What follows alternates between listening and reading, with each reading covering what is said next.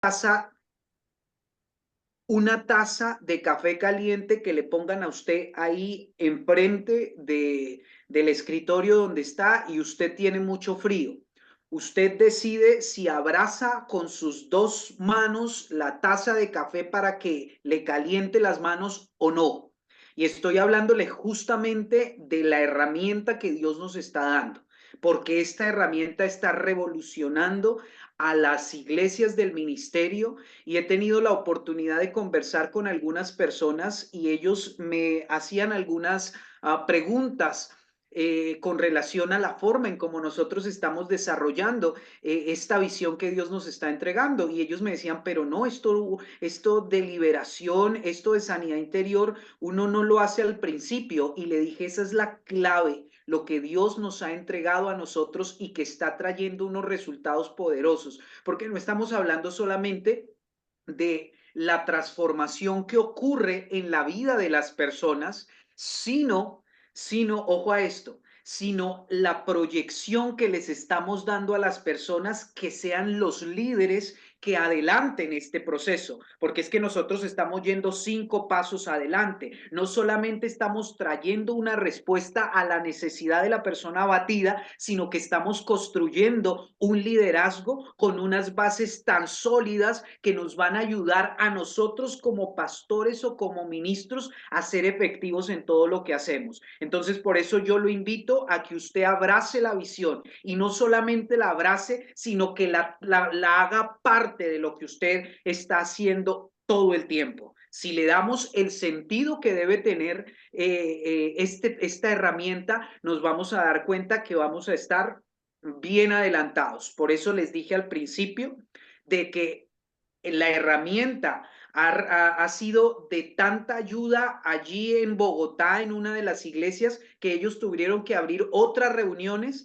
para que la gente pudiera llegar, porque aquellos que recibieron inicialmente la enseñanza llamaron a otros y se empezaron a multiplicar y están pasando cosas importantes. Yo lo desafío, yo lo exhorto en el nombre de Jesús a que podamos ponerla en práctica ya, porque si estamos llamados a ser parte como ministros del evangelio y estamos llamados en este ministerio, entonces necesitamos ir hacia lo que Dios nos está diciendo.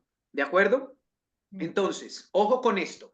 Estamos hablando de que este ha sido, obviamente, las Sagradas Escrituras, número uno, es nuestro eje o nuestra base de toda nuestra herramienta, pero hemos tomado de apoyo el libro de Salvación Integral.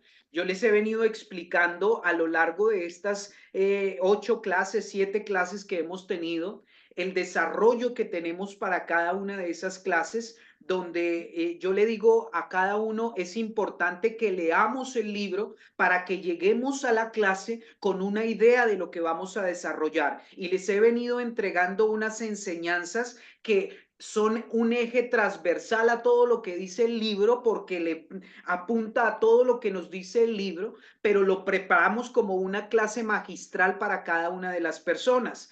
A estas alturas, entonces ya estamos en el número 5. Cuando nosotros hablamos del capítulo 6 y del capítulo 7, son capítulos un poco pequeños o un poco cortos, que en el desarrollo metodológico que yo he utilizado, entonces lo he planteado en que esas 2 clases, estoy hablándole de fuentes de la salvación y estoy hablándole de cómo cuidar la salvación, las he compactado en una clase, ¿sí? Y yo les vuelvo a replicar en esto. La duración de las clases que yo, o más bien que el ministerio está desempeñando o desarrollando aquí en Charlotte, es de 1 hora y media, donde tenemos un break de más o menos como 10 minutos o 5 minutos a lo más, pero para que usted proyecte lo que nosotros estamos haciendo en tiempo real. Por eso se lo menciono. Estos 2 capítulos, hablando de las fuentes de la salvación, les estoy hablando de fuentes de la salvación del Padre, del Hijo Jesucristo, del Espíritu Santo, de la fe, les estoy hablando de la palabra, que yo sé que ustedes todos juiciosos, Luisa, Adrián, Castor, han leído el libro y ya se leyeron el capítulo 5 y saben que el capítulo 5 habla de las fuentes de salvación. Y si ahora mismo yo abro el micrófono y le pregunto a Miriam o le pregunto a Omar o le pregunto a Ramón, me van a decir qué significa cada una de esas fuentes, ¿verdad? Porque lo han leído. Porque si usted no lo ha leído, en el nombre de Jesús, lo regaño para que lo lea porque usted tiene que leer de lo que está hablando, hermano. Si no leemos lo que estamos hablando, pues vamos a quedar como con un poquito de distorsión en lo que estamos haciendo. Ojo a esto. Usted le entrega a la persona el manual de salvación, el libro de salvación, y usted empieza a decirle a la gente que necesita leer ese libro. Pastor, yo no sé leer. Cuadre con alguien que sepa leer y se sientan y lo estudian, para que cuando llegue a la clase usted complemente todo lo que quedó en la cabeza de la persona y lo pueda llegar a sintetizar o a mostrárselo de una manera muy clara, porque el libro es clarísimo. El que se sienta a leer el libro lo entiende. Pero ojo a esto. Cuando yo les comparto el capítulo número 6 y el capítulo número 7, fuentes de la salvación y cómo cuidar la salvación, yo lo hago de una manera diferente. No lo hago como una clase magistral, como lo que voy a hacer con la clase de ahorita. Lo hago más a manera de café, lo hago más a manera de conversatorio, lo hago más a manera de mesa redonda, donde hablamos acerca de cuáles son las fuentes de la salvación, cómo son ellas necesarias en mi diario vivir, se las expongo, se las explico y le permito a la gente que interaccione conmigo en esto, que me diga qué es lo que está entendiendo de lo que es la fuente de la salvación. ¿De acuerdo? Vuelvo y les hablo. 1 hora 30 es lo que tenemos como clase. Posterior a explicarles las fuentes de la salvación, entonces inmediatamente yo les digo, ahora vamos a aprender a cuidarlo y empezamos a desarrollar el contenido de cómo cuidar la salvación. Les estoy hablando de que son apenas 2 hojitas o 1 hojita y media por cada uno de los capítulos. Si usted mira los ejercicios prácticos que tiene el libro o los talleres de aplicación, eso va a ser muy bueno para que la gente lo haga, para que lo tenga fresco en la cabeza, pero de ahí usted empieza a hacer ese proceso de evaluación de lo que ellos han venido aprendiendo a lo largo de esas 8 clases que usted ha tenido con ellos, o de esas 7 o de esas 6 clases que usted tiene con ellos. Recuerde algo, y es que este programa tiene una duración aproximada de acuerdo a la intensidad horaria que usted maneje de 2 meses. ¿Sí? Si usted lo hace más allá de eso, ya es el criterio suyo. ¿Y por qué le digo el criterio suyo? Porque yo entiendo que no toda la gente tiene el mismo nivel de desarrollo de aprendizaje y estoy hablándole directamente con personas que no saben leer y tardan un poquitico más en comprender todo el asunto. No porque sean incapaces, sino porque nosotros somos entendidos y pedagógicos en lo que estamos haciendo. Con esto quiero decirle que si usted está tratando de sacar el programa en un mes, hermano, conmigo no se gradúa. Yo no le doy la calificación de aprobado porque yo necesito tomarme el tiempo necesario y suficiente para que quede claro lo que la gente está escuchando. No estamos vendiendo empanadas, no estamos vendiendo leche, no estamos vendiendo cualquier cosa de las que de pronto uno pensaría que se venden un ratico. Estamos entregando palabra de Dios que transforma la vida de la gente. Y si no le damos ese sentido, estamos perdiendo la evaluación. Ojo, la duración, de acuerdo a lo estimado por las consultas que nosotros hemos hecho aquí o aplicando ese método de darnos cuenta o de estudiar o de evaluar el asunto, nos dice que en 2 meses se pueden desarrollar todas las 8 clases. Estamos hablando de una clase por cada semana, para que a lo largo de los 2 meses estaríamos entregando 8 semanas de enseñanza. ¿De acuerdo? Ojo a eso. a los que se me acaban de conectar, Pastora Mariemi, estamos hablando, son 8 semanas lo que dura este programa completo. Ojo con eso. Ahora, la clase que vamos a desarrollar hoy es la clase número 8 y la vamos a hacer de manera magistral. Esto es un método, una opción como nosotros lo estamos manejando, les reitero. ¿De acuerdo?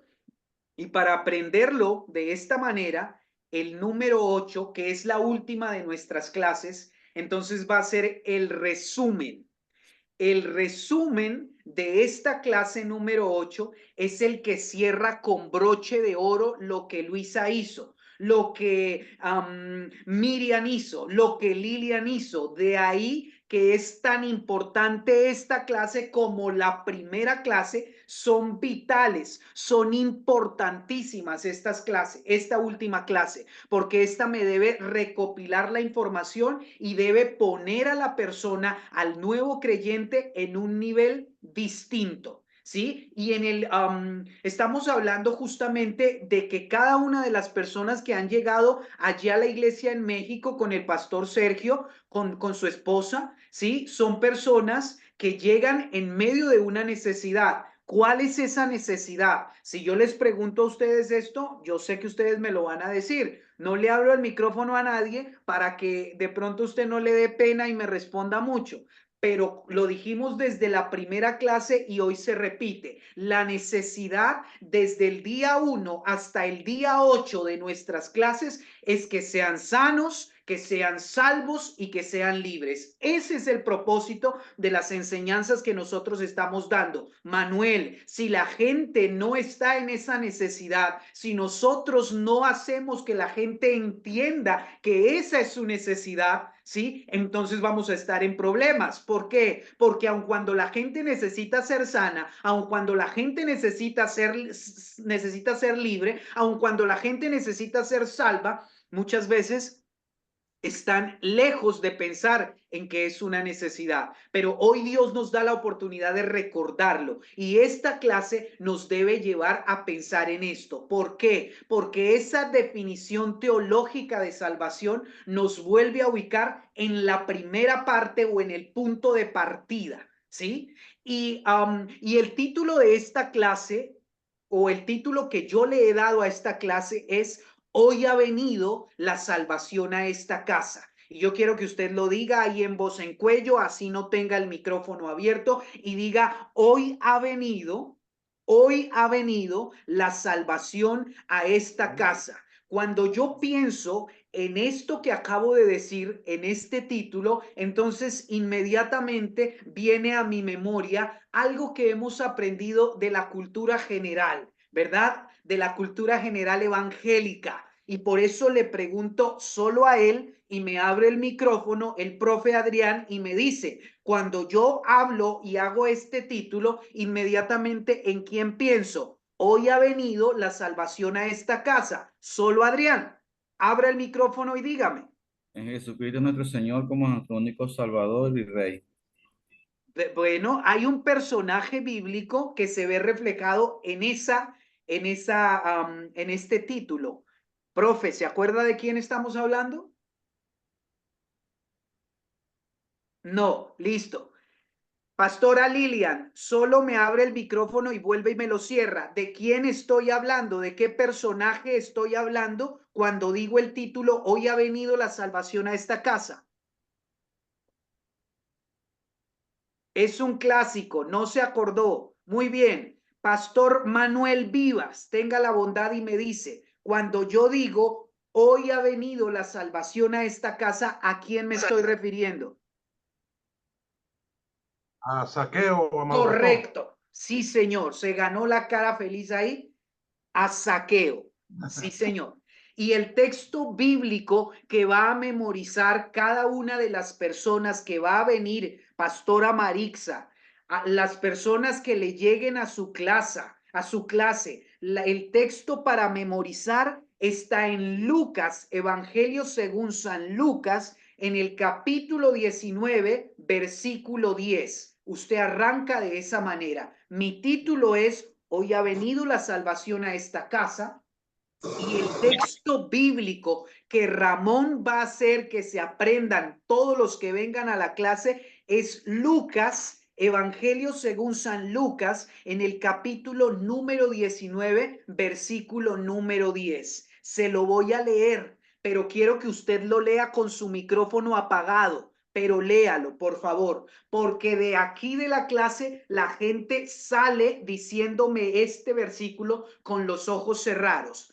Evangelio según San Lucas, capítulo 19, versículo 10, y dice, porque el Hijo del Hombre vino a buscar y a salvar lo que se había perdido. Repítalo usted. Yo los quiero ver porque no estoy viendo los labios cómo se mueven y yo los sé leer. Pastora Miriam, a ver, a la 1, a las 2 y a las 3. Porque el Hijo, ¿sí? Porque el Hijo del Hombre vino a buscar y a salvar lo que se había perdido. Correcto, a mí me gusta así y luego pongo a repetir uno por uno a los hermanos, porque esto se lo tienen que aprender de memoria. Este es un texto que la gente necesita y usted sabe por qué yo le digo dígalo y le leo la boca ahí, usted que tiene micrófono apagado, ¿sabe por qué se lo digo? Porque nosotros necesitamos que la gente sea confrontada con la palabra, no confrontada con una filosofía, no con un método, con la palabra. La palabra es la que confronta, la palabra es la que corrige, la palabra es la que entrena. La gente necesita ser salva, necesita ser sana, necesita ser libre. Y es la palabra del Señor la que nos liberta, la que nos sana, la que nos salva. Es la palabra y por eso ellos la tienen que memorizar. Entonces la gente se sale aprendiéndose de memorias. Lucas en el capítulo 19, versículo número 10. Y vamos a ir, si me ayudan con la primera presentación a esta parte, porque arrancamos con el capítulo. Nos empieza a hablar de la siguiente manera. Yo les dije a ustedes, volvemos al punto de partida y hablamos de que la definición teológica de salvación, ojo, la encontramos en la Biblia y que es el plan que hizo Dios y que es absolutamente integral. Seres humanos, usted y yo somos seres humanos llenos de necesidades, llenos de virtudes, llenos de defectos, ¿verdad?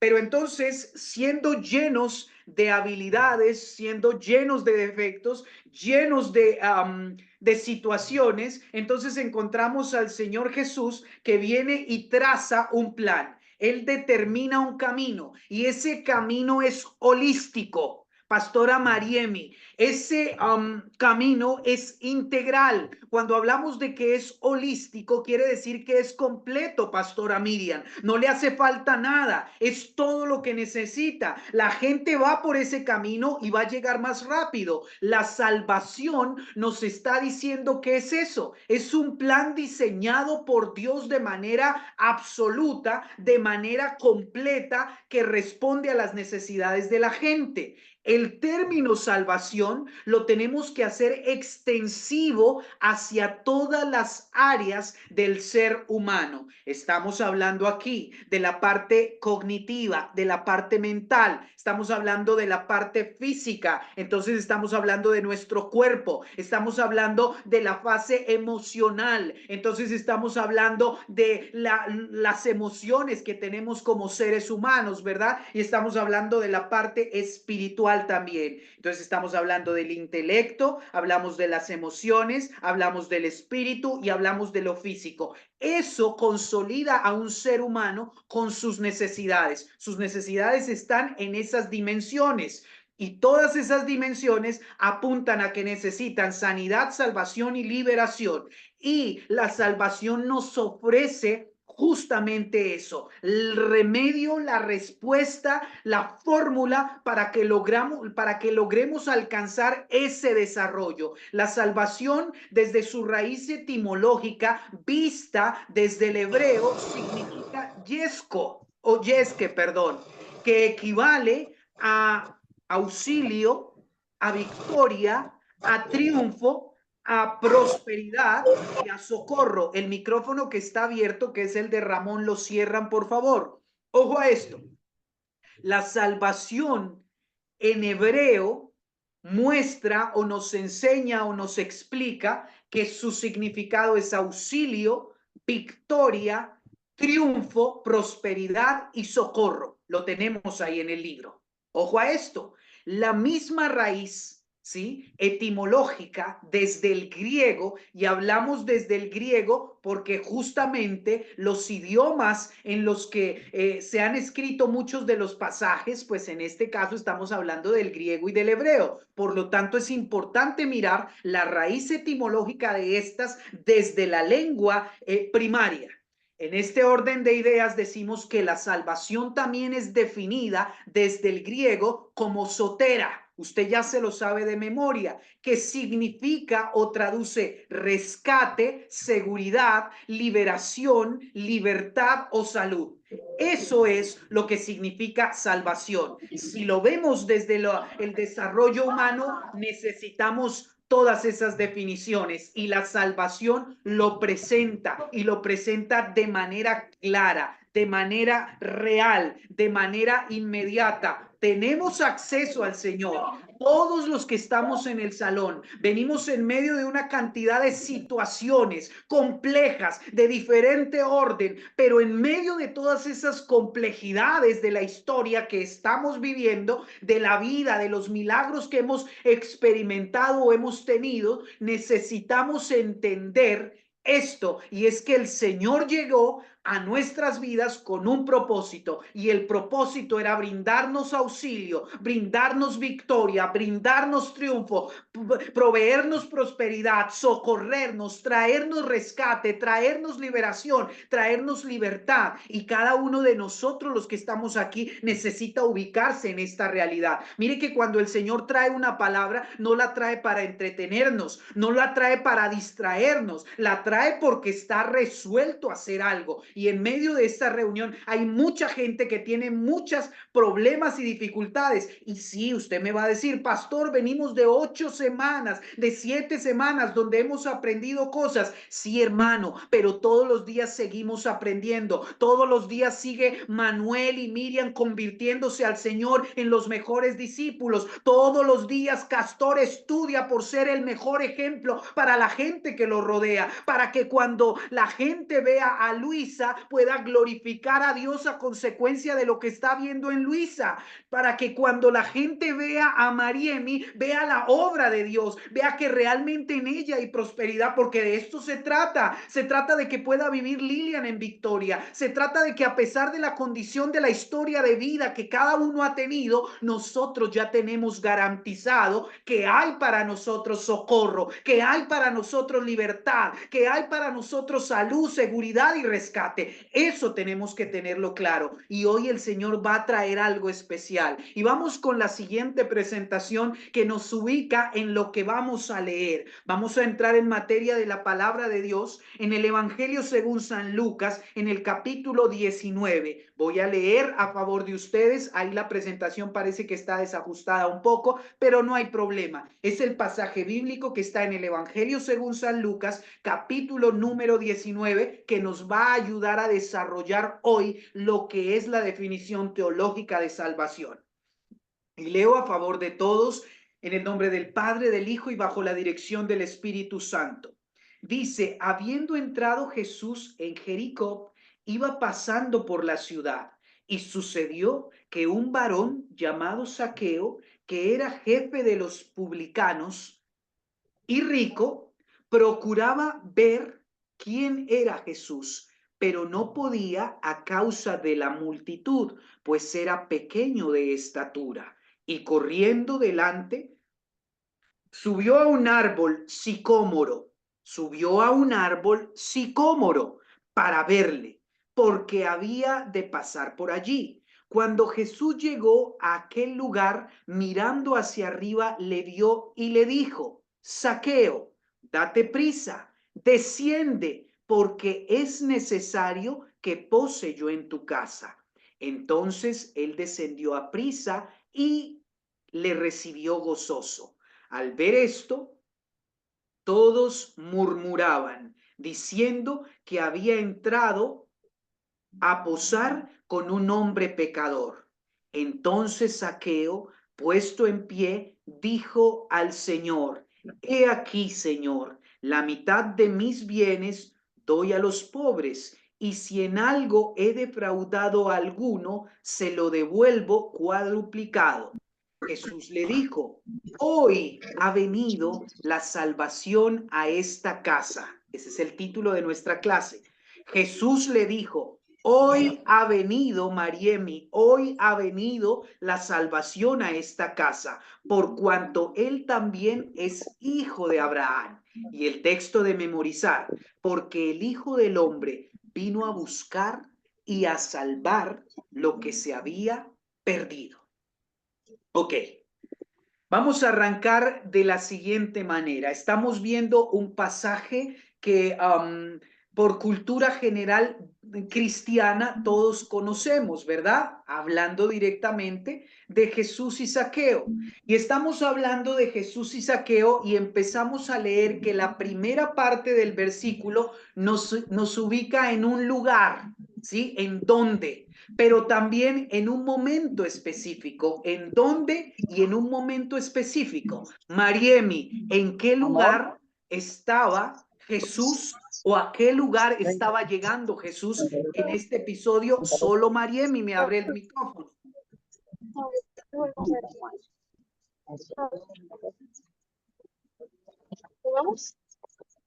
Pastor Sergio, su micrófono está abierto. Por favor, cerrarlo.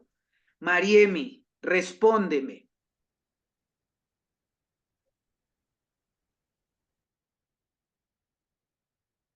Tienes el micrófono cerrado. Ahora sí, Perfecto. dígame. Estoy preguntando y ojo a esto. ¿A dónde estaba llegando Jesús en este episodio bíblico? Me parece que estaba llegando a la ciudad, a Jerusalén. Bueno, pues entonces necesitamos leer la primera parte. Ojo a esto. Habiendo entrado Jesús en Jericó, ¿estaba entrando a dónde? A Jericó. Y Que me necesitamos pone hacer nervioso. un poquito de contexto. Y yo sé que Sí. ahí la pastora Mariemi se me confundió porque le puse ¿cómo se llama? El mapa ahí y uno es bien curioso leyendo, ¿verdad? Pero ojo, Jesús estaba entrando, era a Jericó. Pero ese es el lugar y Jericó tiene un significado bíblico que hoy necesitamos entender. Yo se lo pongo a usted ahí en el mapa para presentárselo, ¿sí? Jericó fue una de las ciudades a donde llegó el pueblo de Israel. Yajaira Varela tiene el micrófono abierto. Jericó fue una de las ciudades a donde llegó, a donde llegó el pueblo de Israel, ¿sí? Después de haber salido de la cautividad de Egipto, arrancando con Moisés y siguiendo con Josué, ¿verdad? Llegó todo Israel a tomar posesión de la tierra que el Señor les había entregado. Les había dicho que era una tierra que fluía leche y miel. Ese territorio se comprendía como Canaán, que tenía una extensión topográfica bastante grande, ¿sí? Grandísima. Y ellos tenían que empezar a tomar posesión y control de los territorios. Cuando ellos llegan a Jericó, entonces ellos se encuentran con una ciudad o con una muralla, ¿sí? Grandísima, fuertísima, inexpugnable, de mucha fuerza. Ahí estaba Jericó. Jericó, una ciudad que estaba en manos de enemigos, ¿sí? Cuando nosotros hablamos de Jerusalén como la ciudad la ciudad central de la historia bíblica, ojo a esto, Jerusalén es la ciudad central de la historia bíblica. Nosotros entendemos que Jerusalén está descrita de la siguiente manera: Jerú como ciudad, ¿verdad? Jerú, y Salem como paz, o Shalom, como la dirían en el griego, ¿verdad? Y entonces estamos hablando de que Jerusalén era una ciudad de paz, por lo que comprende el significado del nombre de Jerusalén. Jerú como ciudad, Shalem como paz o como de shalom, para que usted me lo entienda de una mejor manera. Nosotros encontramos en las Sagradas Escrituras que la gente que tiene nombres en la Biblia, el nombre tenía un significado y era determinante para la persona. Por eso es que aquí me hace necesario contarle a Lilian que Jerusalén significaba ciudad de paz. Pero si Jesús estaba llegando, Mariemi, ¿a qué ciudad? A ella no se le va a olvidar. Ojo, estaba llegando a la ciudad de Jericó. Jericó también tiene un significado en su nombre. Jeri como ciudad, igual que Jeru, Jeru como ciudad, ¿verdad? Pero Jacob, la segunda parte o la segunda forma de decirlo, entonces estaba expresando el nombre de una diosa pagana, la diosa de la luna. Entonces Jericó era una ciudad pagana. Si le miramos el significado al nombre de Jericó, entendiendo Jeri como ciudad y el complemento como lo que era. Jerusalén, paz, Jericó, estamos hablando de una diosa pagana. Entonces eso inmediatamente nos pone en un contexto importante y era que Jesús estaba llegando de Jerusalén, una ciudad de paz, y estaba llegando a otra ciudad que era una ciudad pagana, ¿sí? Hay muchos pasajes bíblicos en las Sagradas Escrituras, vamos a ver quizás uno o dos que nos hablan de esto, de la posición geográfica, y por eso les puse yo ese mapa ahí, ¿verdad? Ahí en el mapa que ustedes ven, entonces nosotros encontramos a Jerusalén y en color rojo encontramos a Jericó, ¿verdad? Todos están mirando la pantalla. Ojo ahí para que no se me pierdan. Si nosotros vemos el pasaje en el libro de Juan, en el capítulo 1, versículo 9 al 13, nos habla de qué, nos está hablando de la parábola del buen samaritano. Y dice que Jesús descendía de Jerusalén a Jericó. Y a mí me llama la atención entender por qué decía descendía. Si en el mapa nosotros vemos a Jerusalén abajo y a Jericó arriba. Y si nuestros puntos cardinales, Mariemi, no están mal, entonces uno diría que el norte está para arriba, ¿verdad? Y entonces uno dice, si la posición del norte es hacia arriba y Jericó está del lado de arriba, entonces ¿por qué la escritura nos está diciendo que descendía de Jerusalén, ¿sí?, a Jericó? Tendría que decir más bien es ascendía, pero no, porque el significado de Jericó es profundo a nivel, ¿sí?, de lo que pasaba en la ciudad, y tiene la referencia de la siguiente manera, porque usted me dice, no me está diciendo nada. Resulta que cuando usted lee un mapa, entonces usted entiende que las ciudades que están más cerca del mar, entonces tienen una altura mayor, ¿no es cierto? Eso lo sabemos todos. Y Jerusalén está ubicada 760 metros sobre el nivel del mar. Está más cerquita Jerusalén al mar que Jericó. Jericó está a 240 metros más abajo de Jerusalén. Razón por la cual nosotros decimos que Jerusalén está arriba y Jericó está abajo, pensando en el mar. Les estoy dando una clase de geografía también y de topografía, ¿sí? Y esa no la voy a cobrar, pero es importante que la miren desde ahí porque tiene un sentido espiritual. El Señor estaba en Jerusalén, que era ciudad de paz, y estaba descendiendo a Jericó, que era una ciudad pagana y una ciudad idólatra. Ojo a esto, ojo a esto. Vamos a ir a la siguiente presentación que nos ilustra un poquitico esto más. Y quiero que no pierda cuidado de esto. Jericó se denominaba también en su significado como la ciudad de Yarij, ¿sí? Yarij, la diosa de la luna, la misma que le estoy diciendo con la descripción de la palabra, ¿sí? Allí en Jericó estaba una fortaleza enemiga.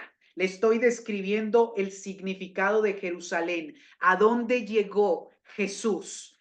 Entonces estaba diciéndoles hace un ratico, el pueblo de Israel sale de la cautividad de Egipto, liderados por Moisés, atraviesan el mar, muere Moisés, se levanta Josué y la primera ciudad que ellos tienen que llegar a conquistar se llama Jericó. Esa ciudad estaba en una posición significativa, importante, había una fortaleza, había un muro alrededor, una ciudad con fuerza, ¿sí? En su estructura, importante. Y resulta que el Señor dice, ustedes van a poseer esa tierra. Y el pueblo empieza a poseer con Josué a la cabeza, ¿verdad? Y la narración histórica o el contexto histórico nos muestra que cuando llegaron allí, entonces uno de los soldados de esos inteligentes en medio de las batallas, ellos habían aprendido que se acababa con todo, que por el Saúl, porque el Saúl nos enseñó eso. Sí, yo les estoy hablando aquí a los pastores, entonces a veces se me va un poco el contexto, pero ustedes se lo saben. El Saúl había enseñado que se quedaba con las cosas buenas y las traía para su reinado, y resulta que quizás uno de esos soldados aprendió sobre esto, y les estoy hablando de Acán, porque el hombre Acán, entonces cuando empiezan a conquistar, a tomar posesión de la ciudad, donde el Señor dijo, no puede quedar nada, piedra debe caer, piedra en piedra, no puede quedar nada, ¿sí? Y resulta que el soldado, un soldado inteligente, audaz y un poquito ambicioso, pensó, ellos estaban en Jericó, les estoy explicando, Jericó, ciudad de Yari, ciudad pagana, ciudad idólatra, y había una maldición ahí en Jericó que vamos a aprender. Y resulta que este soldado inteligente, el Acán, el ambicioso Acán, envió en medio de todo tres cosas importantes. Vio un lingote de oro, vio unos lingotes de oro, más bien vio un manto babilónico y vio 200 ciclos de plata. Y el hombre dijo, esto me lo guardo yo, de allá, de esa ciudad donde había una maldición sobre ella y se tenía que caer todo lo que había ahí. Ojo a esto, pero el hombre decidió guardárselos por allá en su tienda, ¿verdad? Y cuando nosotros hablamos de los lingotes de oros, entonces estamos hablando justamente de ese comercio, de esas negociaciones turbias, de esas negociaciones sucias que habían allí en esa ciudad. Acán tomó para él eso precisamente, y esto nos debe empezar a ubicar en nuestra realidad. Acán toma la decisión de tomar eso para él. Ellos sabían que tenían que acabar con todo porque había una maldición en Jericó. Nada podía quedar ahí. Sin embargo, él decidió tomar de eso que era lo maldito y guardarlo y traérselo para sí, traérselo para su casa y vivir con eso allí. También le gustó mucho un manto babilónico, y esto nos impulsa a pensar en el outfit, nos impulsa a pensar en el estilo, en la moda, ¿verdad? A él le pareció muy bonito el manto babilónico, a él le gustó mucho la camiseta, sin importar que esa camiseta estuviera en maldición, sin importar lo que significaba, pero es la moda, y la moda no incomoda, la moda me hace sentir más plus, la moda me pone en otro nivel. Él decidió tomar esa moda, él decidió tomar, Acán el soldado, el avaro Acán, decide tomar de lo maldito, porque una cosa es esto, mire,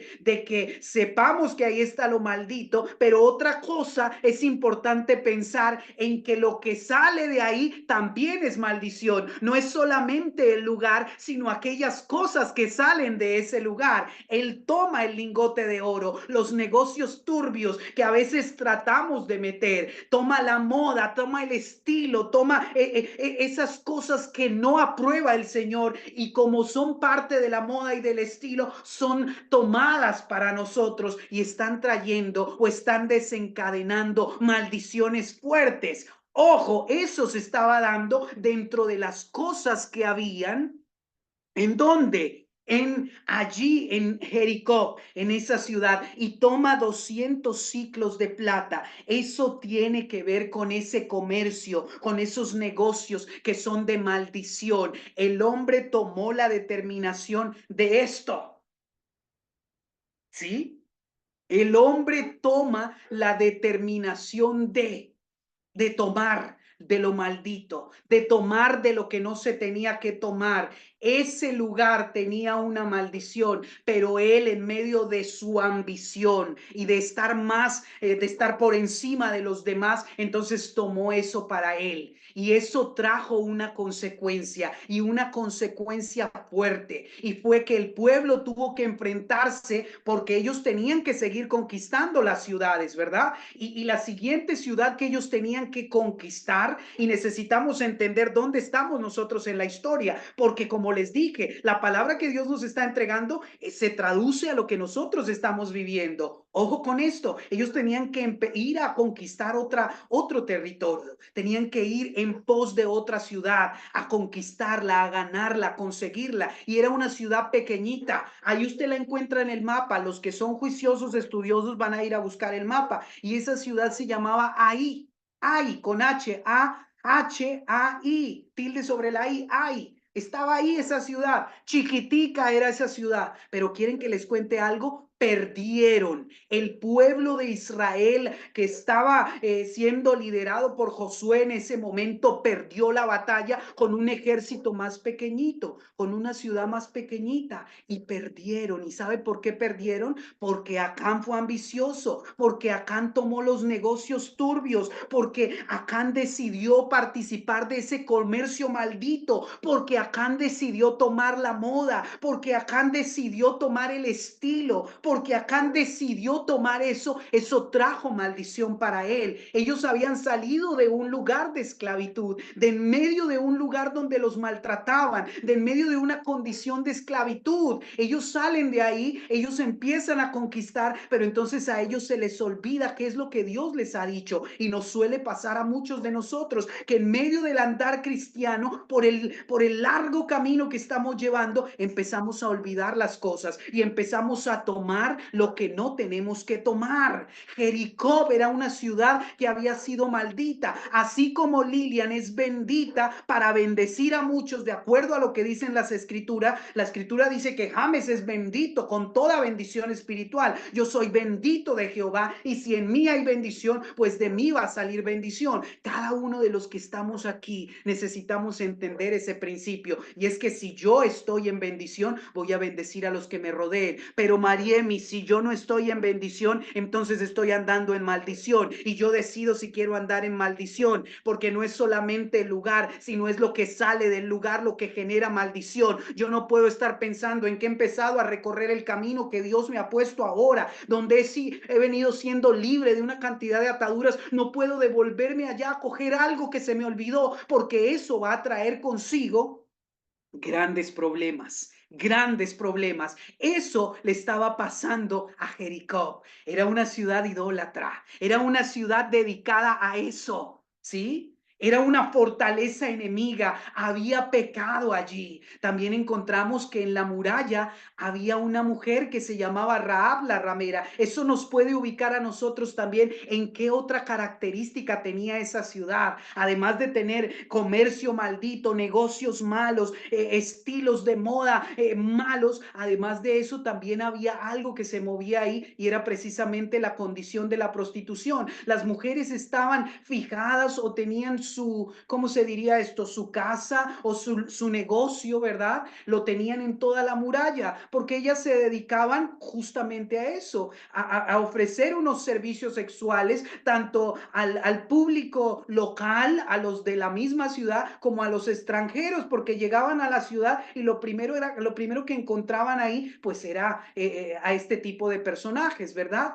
Sin embargo, nosotros sabemos lo que pasó con Rahab, que no lo quiero citar en este momento porque estoy haciéndoles una descripción de lo que era Jericó, una ciudad con una cantidad de circunstancias difíciles, una ciudad con un prototipo de decadencia muy parecido al que nosotros estamos viviendo hoy en día, con formas de comportamiento desagradables, con principios de filosofía que están generando crisis en medio de las familias, que están generando degradación en el ser humano, con violencia, con mortalidad, mortandad, con negocios deshonestos, con maldiciones, con estilos impropios. Así estaba Jericó. Y así, ¿sí? De esa manera estaba la ciudad, y a esa ciudad era donde estaba llegando Jesús. Pero mire que a mí me llama mucho la atención justamente el primer milagro que hace Jesús antes de entrar en Jericó. Y nosotros lo vemos ahí en el Evangelio según San Juan, en el capítulo número 1, versículo 1 al 9. Y es cuando el Señor trae luz, ¿sí? A una persona que era ciega. Y yo no sé si alguien me puede ayudar a buscar, o no, yo lo busco rápidamente para que no nos enredemos y usted quede más claro con lo que yo le estoy diciendo. Evangelio según San Juan, en el capítulo número 1, versículo... eh, mm, mm, mm, permítame en un momento. Se me fue. Se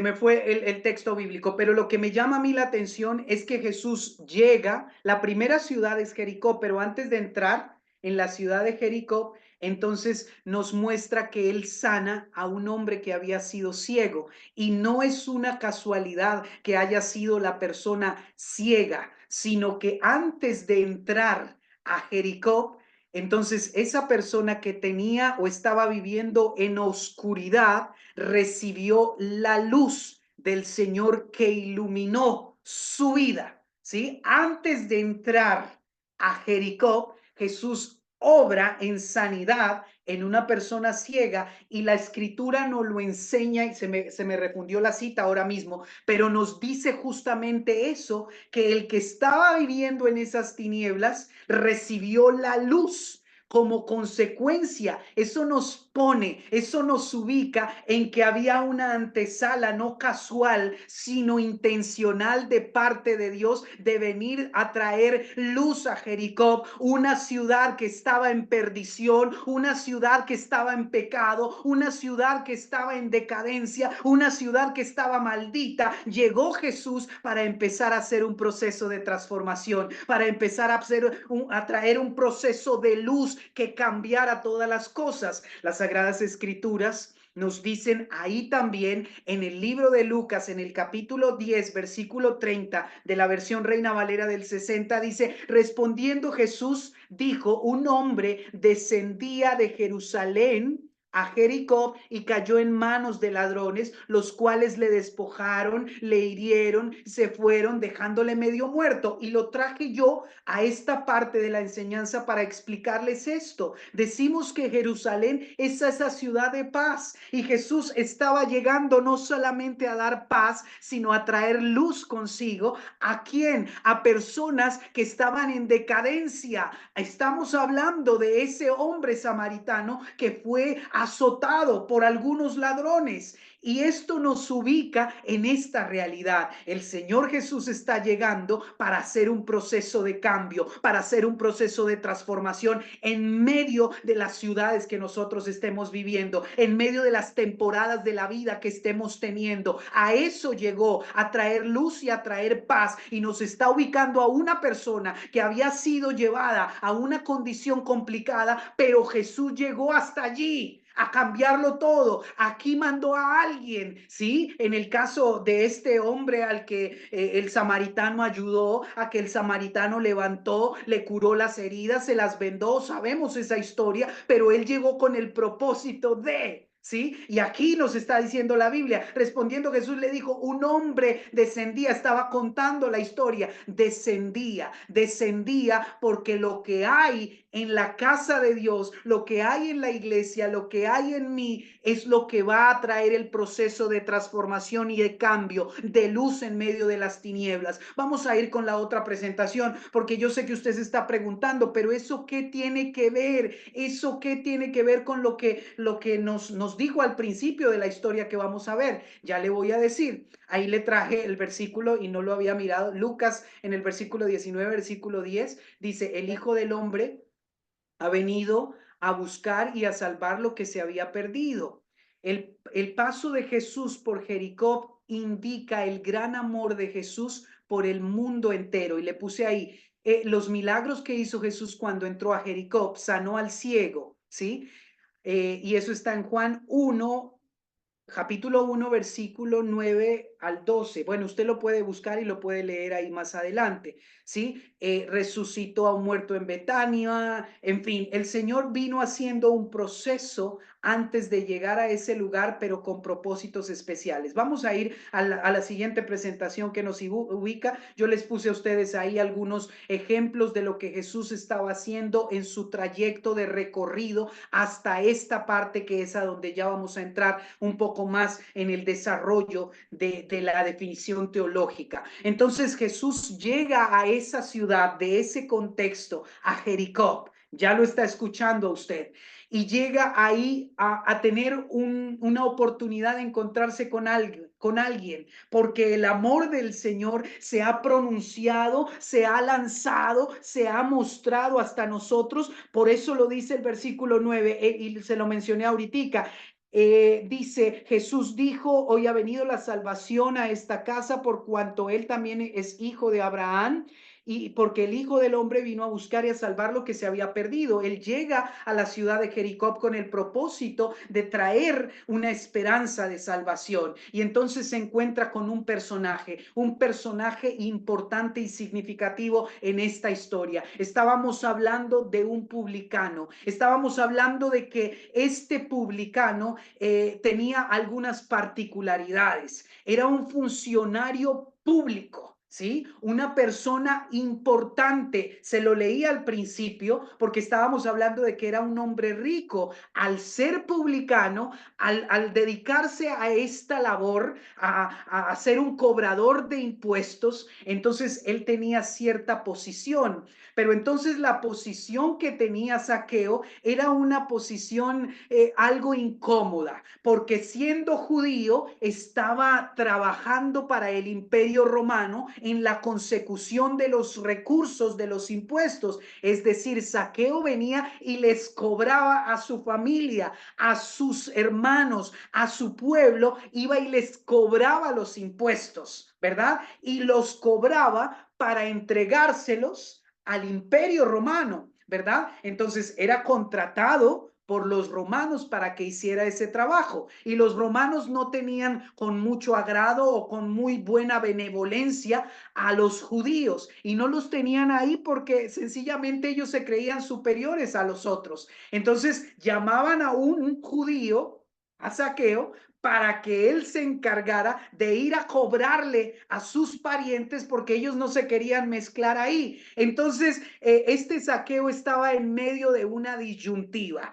Estos de aquí, que eran los romanos, no lo querían mucho, lo aceptaban porque venía y les traía la platica, ¿verdad? Pero su pueblo, sus hermanos, los judíos, tampoco lo querían mucho. ¿Por qué? Porque, por decir algo, se ganaban 100 pesos los judíos, y ellos tenían que mandarle a Roma el 90, tenían que mandarle 90 de los 100 que se ganaban. Entonces, imagínense cuánto querían al Zaqueo, ¿verdad? Cuando de pronto ahí en medio de las familias del pueblo de los judíos, le decía el esposo a la esposa, ojo, prepare, guarde todo, porque ahí viene el Zaqueo ese y viene a saquearnos lo que nos ganamos, porque de todo eso toca mandar allá al imperio. Entonces, ¿quién quería, Mariemi? ¿Quién quería a Zaqueo? Si este llegaba ya a cobrar, ¿verdad? Y miren esto, porque él era jefe de los publicanos. ¿Eso qué quiere decir? Que si a Roma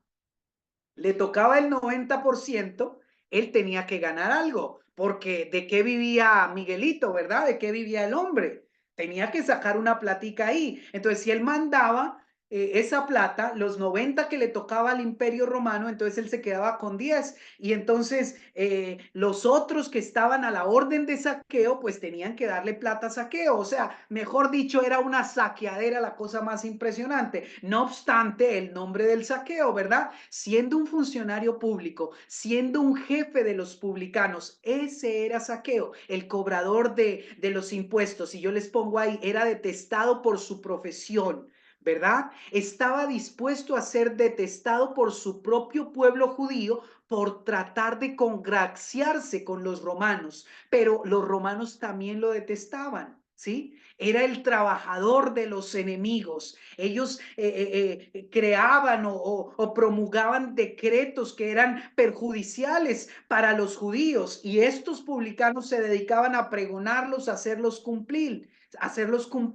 Entonces, Zaqueo en medio de los judíos era visto como una persona desagradable, como ya llegó ese saqueador, como ya llegó ese incómodo, ya llegó esa, no la piedrita en el zapato, sino ese poste que se me mete en el pie, ya llegó ahí. Y eso generaba cierta rechazo social por el pueblo. ¿A causa de qué? De su avaricia, ¿verdad? No obstante, como les dije, estamos hablando de que su nombre era Zaqueo, saqueador, era un ladrón, ¿verdad? Y la gente definitivamente no quería tener ningún tipo de contacto con esa persona. No nos interesa, ¿sí? ¿O a quién de nosotros le interesaría tener contacto con una persona que lo que quiere es agraviar, es dañar, es generar problema? A nadie, ¿verdad? Eso es lo lógico. Allá estaba Zaqueo, en una ciudad maldita, en una ciudad de negocios turbulentos, en una ciudad donde se reinaban muchas cosas desagradables y ahora también reinaba esto, los robaban, los maltrataban. Allí en esa ciudad, Jericó, allí estaba llegando, ¿sí? Una ciudad llena de avaricia. Ahí estaba Zaqueo, ¿sí? Sin embargo, este Zaqueo empieza a pensar de que ha escuchado mucho acerca de Jesús, porque los milagros que yo les conté hace un ratico, que estaban atrás, todos los que hizo Jesús, por eso se los puse así enlistados en la diapositiva anterior, estaba haciendo que la fama de Jesús creciera. La gente estaba escuchando, Jesús ha sanado, Jesús ha levantado paralíticos, Jesús ha resucitado muertos, Jesús le ha dado vista a los ciegos, Jesús ha venido haciendo cosas. Eso llamó la atención de Zaqueo. ¿Sí? Y entonces la gente estaba preparada porque estaba llegando Jesús allí y Jesús era la fe, lo que ellos habían creído durante mucho tiempo. Entonces todos los judíos estaban listos esperándole. Yo creo que la familia judía que sabía hacer frijoles con buen chicharrón los tenía listos. El esposo le había dicho a la esposa, haga los frijoles porque si viene para aquí, no, sin chicharrón, no diríamos sin chicharrón. Si viene Jesús para aquí, entonces mejor dicho que coma buenos chicharrones aquí o que coma buena comidita. Entonces el que de pronto decía, no, yo tengo una excelente biblioteca en la casa, una librería, yo tengo todas las versiones de la Torá, Jesús va a venir a mi casa. Todos los judíos estaban en atención al suceso inesperado. Jesús estaba llegando. ¿A dónde estaba llegando? A una ciudad pagana, a una ciudad idólatra, a una ciudad donde había ladrones. Ahí estaba llegando, pero los judíos estaban ahí y ellos decían, Él va a venir a nuestra casa. Él no se va a meter a ningún otro lado porque nosotros somos los judíos. Sin embargo, el Señor estaba en dirección a otra cosa distinta.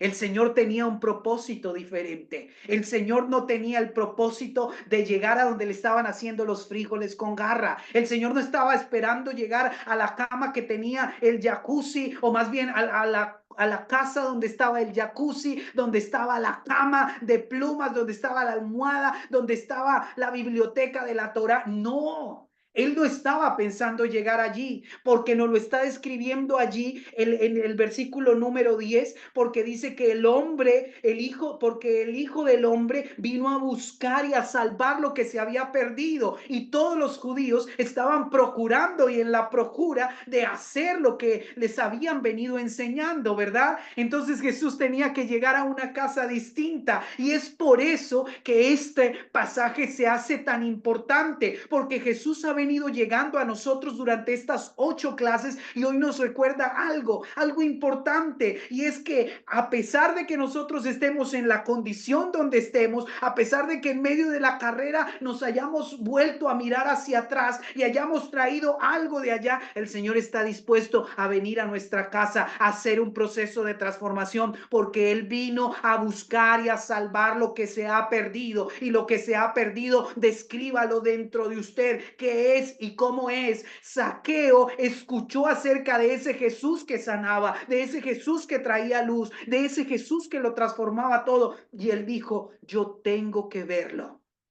Yo tengo que conocerlo. Todos los judíos, póngale cuidado ahí a la escena que está en la presentación. Todos los judíos alrededor de Jesús, las señoras ahí bien aseñoradas con sus abrigos listas, esperando a recibir a Jesús, todos con sus mantos, con agua para darle al maestro, con todo lo que uno logísticamente podría hacer, ¿verdad? Y entonces Zaqueo está escuchando que está llegando y el hombre inmediatamente dice, yo tengo que verlo. El hombre inmediatamente reacciona y dice, yo necesito verlo, yo necesito llegar allí. ¿Sí? Pero ¿qué pasaba? Que alrededor de Jesús estaba toda la multitud y la multitud de los judíos. ¿Sí? Y cuando vieron al Zaqueo, mire, ahí viene el chichón de piso ese, ahí viene, corrámonos para allá. Y entonces empezaron a cerrarlo y él, permiso, déjenme entrar, denme espacio para entrar. ¿Y usted sabe quién le dio permiso? Ninguno de los judíos que iban a la iglesia, ninguno de ellos. Por el contrario, le estaban dando la espalda y se la estaban dando porque era malo y se lo merecía. Porque cobraba mucho, porque robaba mucho. Nadie dejó al Zaqueo que pudiera ver a Jesús en ese momento. Pero el hombre no se quedó ahí, ¿sí? El hombre no se quedó con las ganas, ¿sí? Ahí yo les pongo en la diapositiva y dice, Zaqueo se encuentra con una multitud de personas que lo estorban para poder tener acceso al maestro que ha hecho tantos milagros. Tantos milagros y el Señor sigue haciendo milagros, pero hay multitudes alrededor que a veces no nos dejan ver al hacedor de milagros y por lo tanto, como nosotros somos tan seres humanos que como Tomás, hasta que no metamos el dedo en el hueco no creemos. Entonces, si no vemos al que hace los milagros, nos cuesta un poquito de trabajo, ¿verdad? Y cuando hay mucha multitud enfrente de nosotros, entonces mucho menos. Sin embargo, Zaqueo no se quedó con la frustración de no poderlo ver. Entonces él busca la forma y él se encuentra con un sicómoro, ¿verdad? Y era un árbol de una baja estatura. Cuando nosotros pensamos en un árbol, y yo pienso en la descripción histórica que el pasaje hace, que dice, se subió a un sicómoro, entonces inmediatamente llama mi atención, ¿por qué señala el nombre del árbol? ¿Cuál es la relación que tiene el nombre del árbol con todo lo que nosotros estamos hablando? ¿Sí? Yo digo, Jesús lo dice ahí, y si uno estuviera hablando con un botánico,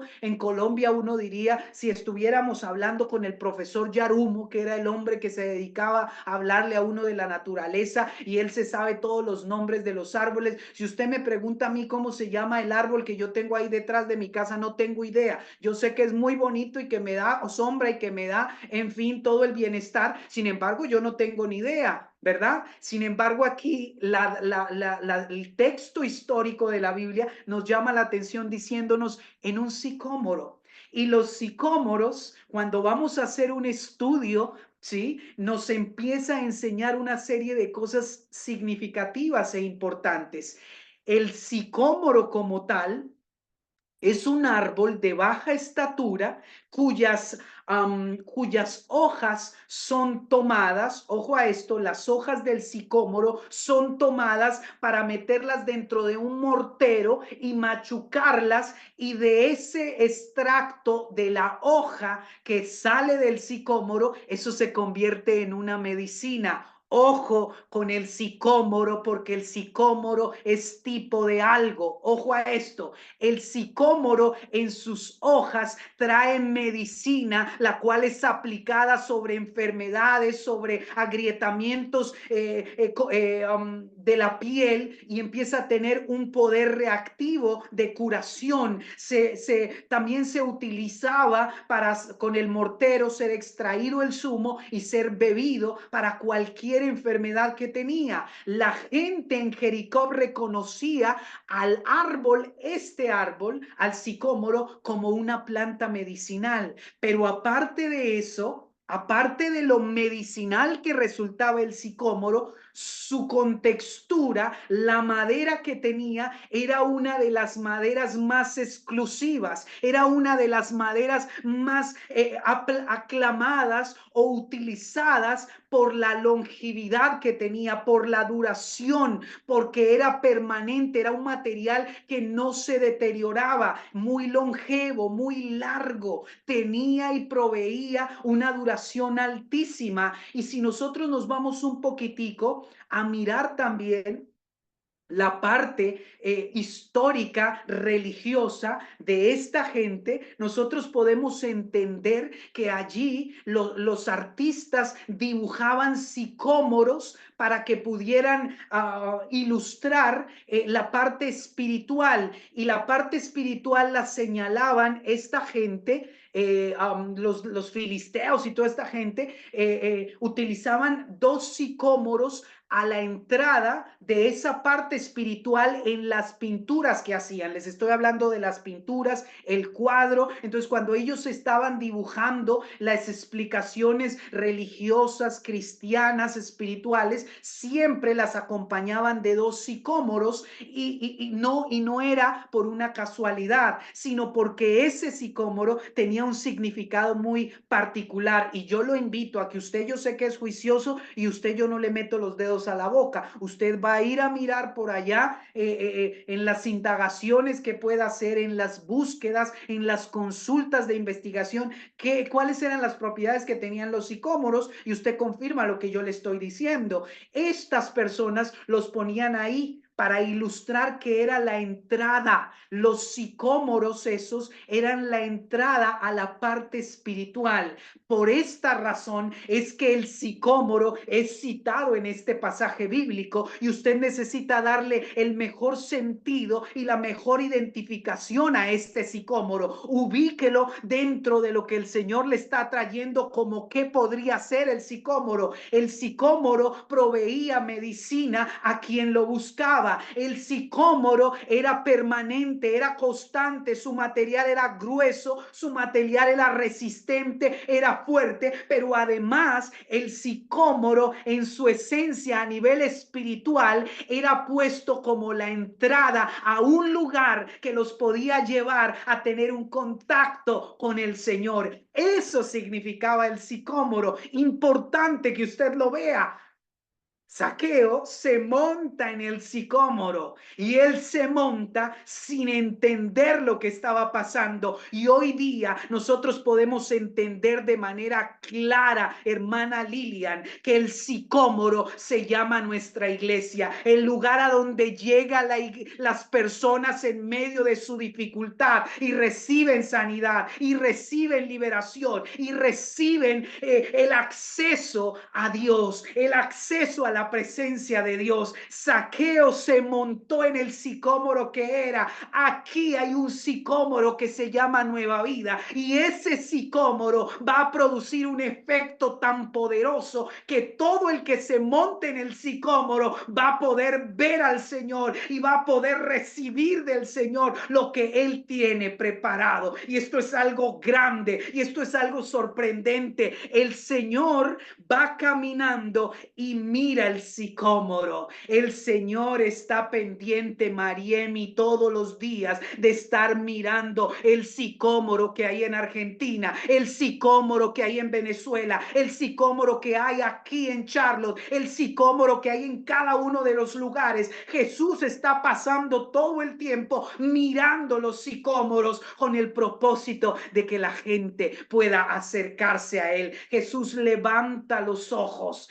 y ve a Zaqueo y lo mira y le dice: hey, Zaqueo, bájese de ahí, mijo, porque yo me voy a quedar en su casa. Eso le dice el Señor Jesús se lo dice a Zaqueo: bájese de ahí. Imagínese la señora que se había mandado a alisar el pelo, la judía que se había mandado a alisar el pelo, la que se había comprado los zapatos, que dijo: el Señor va a venir a quedarse a comer los frijoles que yo preparé con todo y los zapatos altos. Pero no, la sorpresa era diferente. Jesús le dice a este hombre: yo me quedo en su casa. ¿Y qué pasa inmediatamente en medio de los cristianos cuando eso ocurre? En medio de los judíos, ¿qué pasa?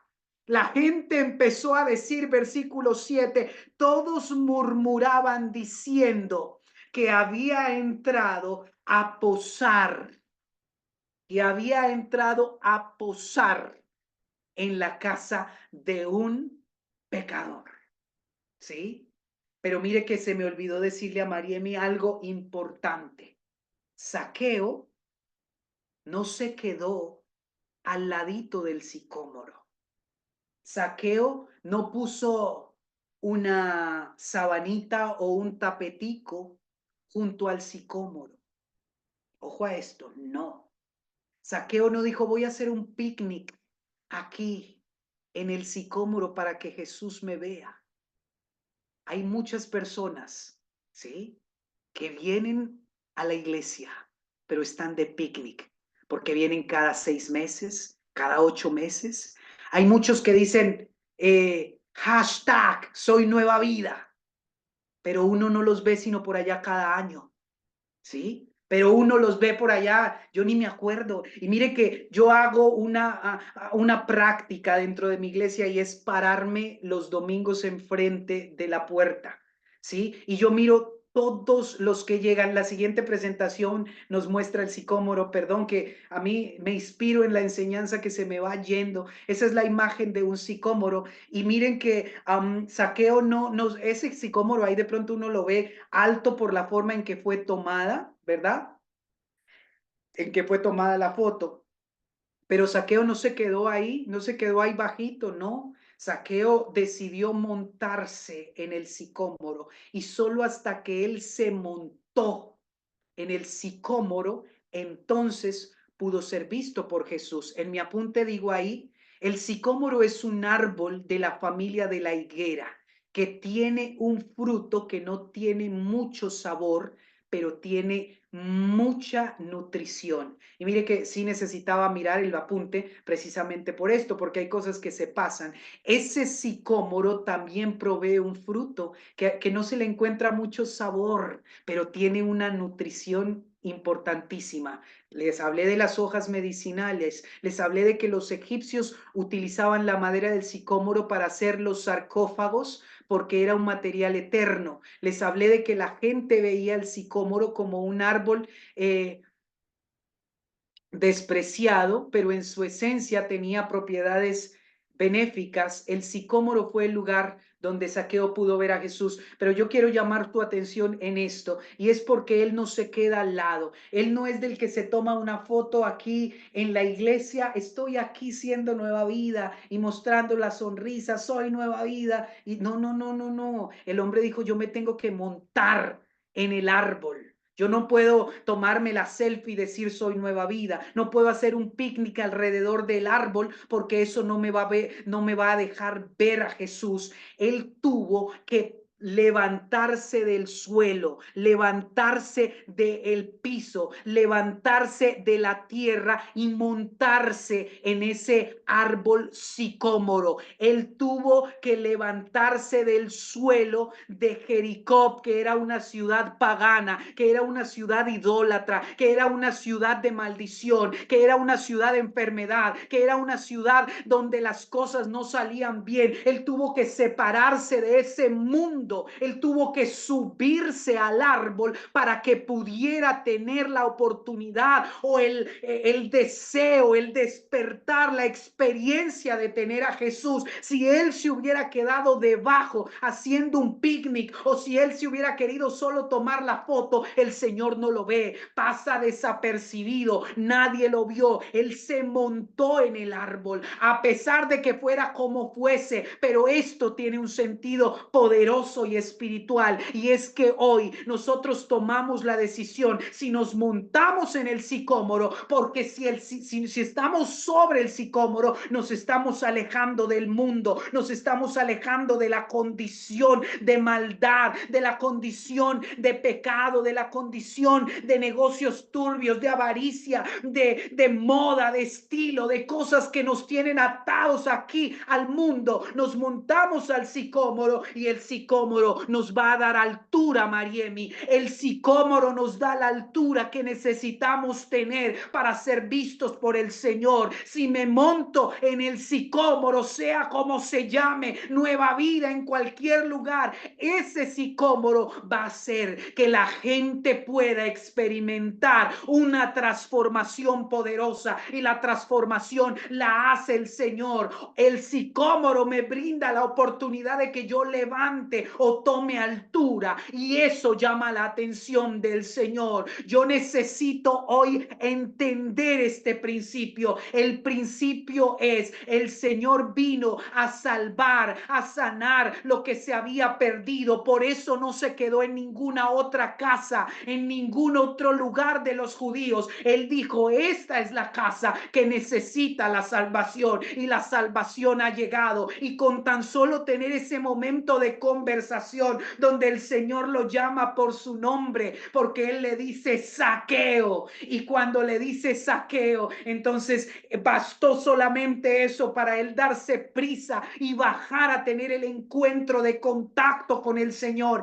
Y al tener ese contacto pequeño, entonces él dice algo tremendo y le dice, puesto en pie, dijo: Señor, la mitad de mis bienes doy a los pobres, y si en algo he defraudado a alguno, se lo devuelvo cuadruplicado. Porque él necesitó tener ese contacto con Jesús para que su forma de pensamiento, para que su forma de acción fuera transformada. Pero fue el sicómoro el que permitió que él tomara altura, que Jesús lo viera y que su vida fuera transformada. De ahí en adelante, este Zaqueo no volvió a ser igual, y no volvió a ser igual por esa razón. ¿Cuál es esa razón? La razón es que el Señor está interesado en que la gente sea transformada. Él vino a que nosotros empecemos a vivir este evangelio con aplicación, es decir, con una forma de vida. Ir a la iglesia será toda una experiencia, pero no depende de Dios, depende de nosotros. Dios ya hizo su parte, la parte de enviar a su Hijo a salvarnos. Dice el Evangelio según San Juan en el capítulo 3, versículo 16: de tal manera amó Dios al mundo que mandó a su Hijo único para que viniera y muriera por nosotros. Él hizo su parte. Ahora depende de mí. ¿Qué tan alto quiero subir? ¿Qué tanta altura quiero ganar? Subir al árbol significa eso, ganar la altura, ¿sí?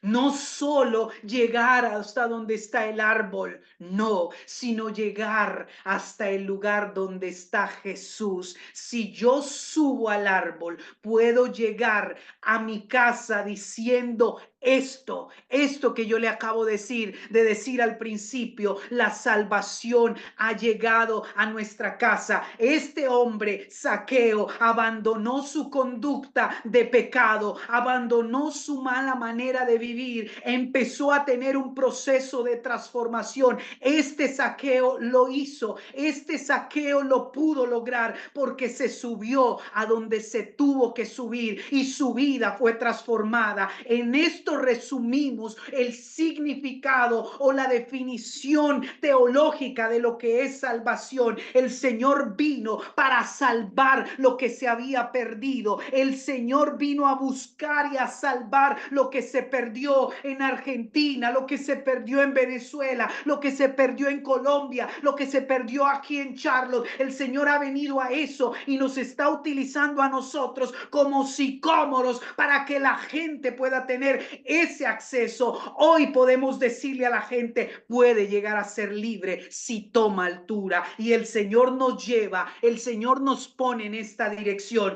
Yo les digo, esta es la oportunidad que nosotros tenemos de salvación en medio de una sociedad en decadencia, en medio de un sistema en el que estamos, que se está perdiendo en delitos, en pecados, que se inventa una cantidad de cosas, que ha empezado a transgiversar realidades. Antes era un gusto sentarse a mirar los Juegos Olímpicos, pero la gente se enojó en su momento cuando en el Mundial de Fútbol leyeron la Biblia al empezar, pero no les pareció complicado hacer toda una pantomima con la diversidad de género antes de empezar los Juegos Olímpicos. La gente y el sistema en el que estamos ha venido haciendo una malversación, una transformación, y la naturaleza está esperando la manifestación de Adrián, de Mariemi, de Miriam, de James. La creación está esperando que Gerardo se mueva, que Omar Alexis se mueva, que Lilian se mueva, que Sergio sea ese sicómoro que la gente necesita ver.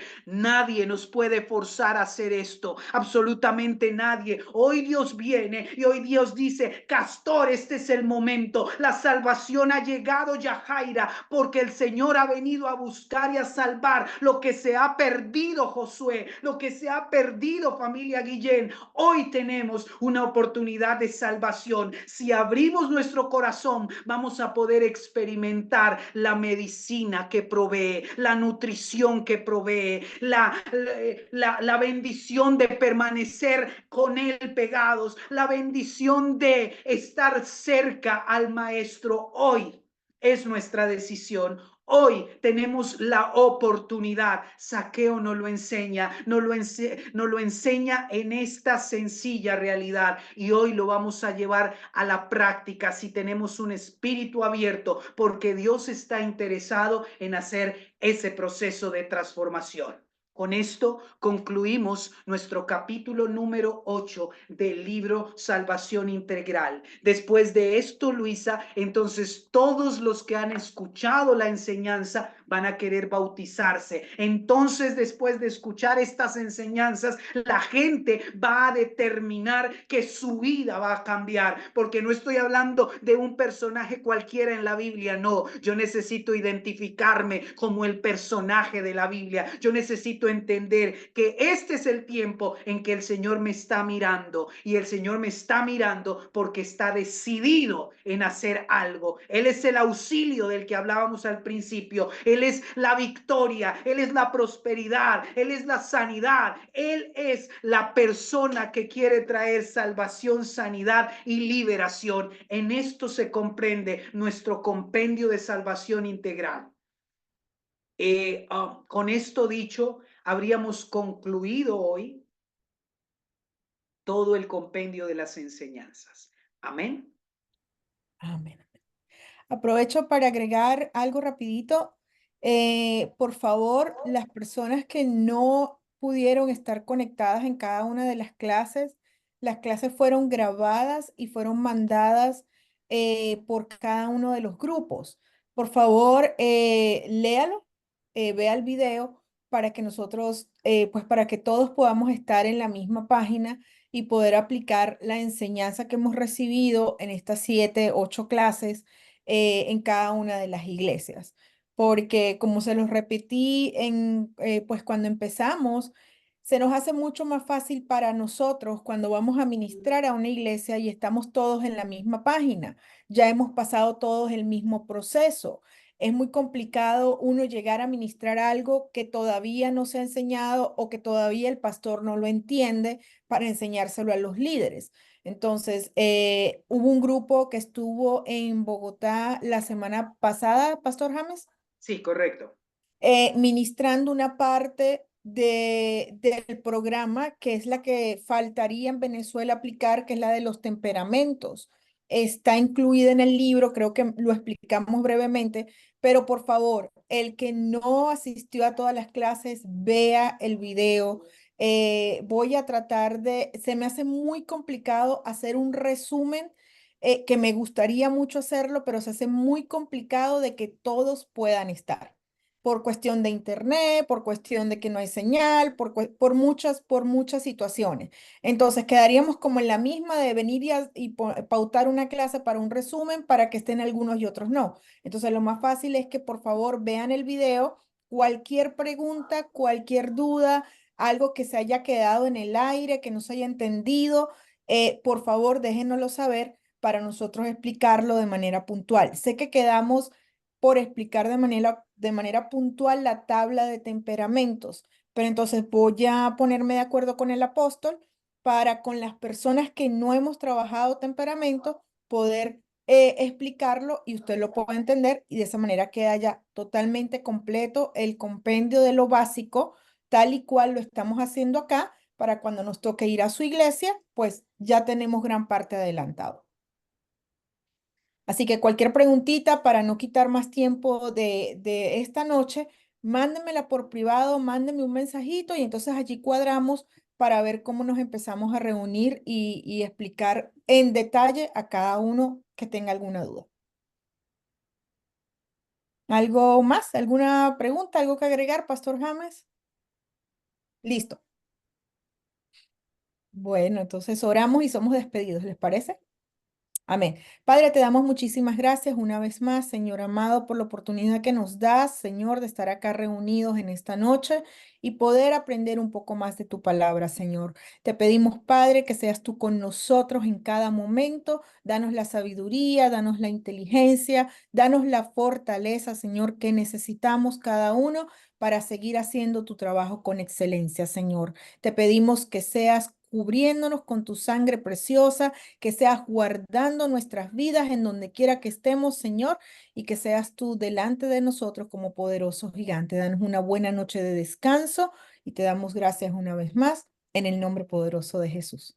Un gran abrazo, saludos y estamos en contacto.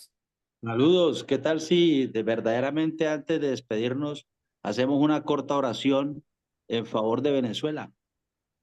Muy necesaria. Claro que sí, pastor, diríjanos con la oración, por favor. Gracias. Padre, oramos en esta hora en el beneficio de la unidad, Así de es. estar de acuerdo, para que juntos los nacionales venezolanos que están en su país en esta hora, los venezolanos que están fuera de su país y que están en este chat, que están en estas salas, Señor, para que todos juntos levantemos un clamor, una súplica ante ti, eterno Rey, a favor de la paz y de la libertad de nuestra hermana República de Venezuela.